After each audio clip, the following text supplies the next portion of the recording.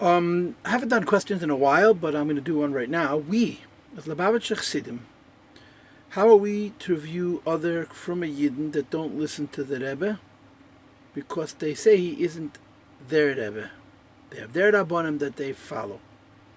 And also in general, from previous generations, is it forbidden to rule differently from the Nasi Hador, or even in times of the Gemaras, the Chazal ruled against the Nasi, and in some cases they were the majority and the halacha was like that. How should we view these things?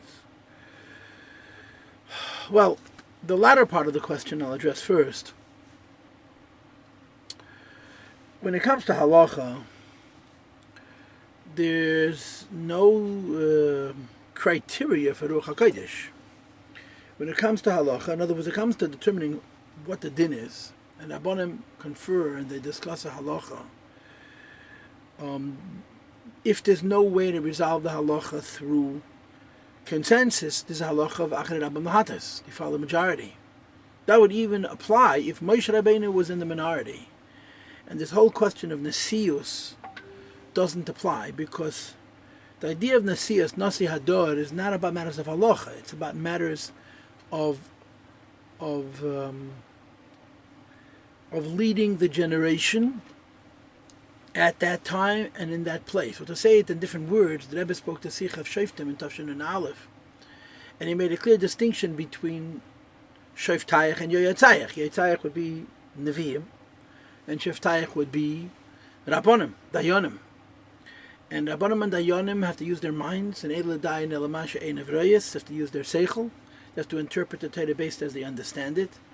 And like it says in Sfarim, if Moshe Rabbeinu is in the minority, the halacha is not like him. Nevu, on the other hand, Ruach HaKodesh, has no bearing on halacha. It's separate from halacha. In fact, one of the biggest avedas any Navi could commit would use the power of Nevuah to fix a halacha. That's why the Rebbe struggles classically in the Sikh of Beis Rabbeinu Shabbat with the question of how the Rambam writes that Mashiach is going to be revealing Terech Hadosha. I mean, this is an inference of the Rebbe's, because he's going to be a Chacham Gadol and a Navi. And the Rebbe's one of the big questions in that Sikh is, how does Nevuah play into Torah? And the Rebbe has a very creative answer. But when you're talking about matters of halacha, nobody, not even Moshe Rabbeinu, has a right to come along and say the halacha is like this based on, that's how he feels, based on Nevuah. He has to argue it out in Torah, and other Chachamim can debate him. And like I said, if they can't come to a consensus, then you follow Rabbim, majority. Now, of course, it's very conceivable that the Gedalim of the time will feel like they don't want to argue with the Nasi, like we find in the Gemara the idea of Rav Tanu Polig, or in instances where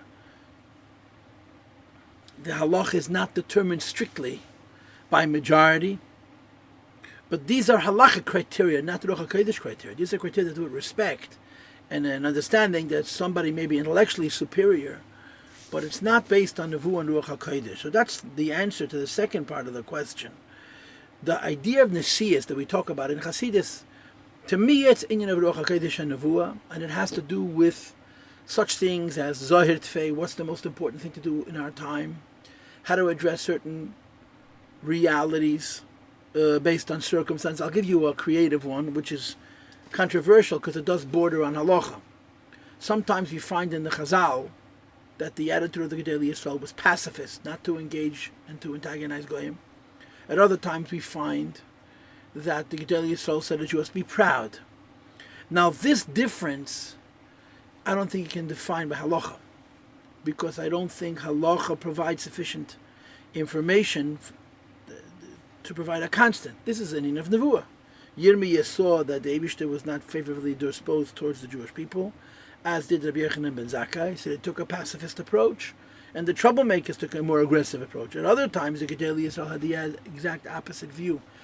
If it's halacha, meaning to say it has to be determined by Shulchan Aruch, there's no such thing as Ruach HaKodesh and Nevuah, and the Nasi is a posek like any other posek.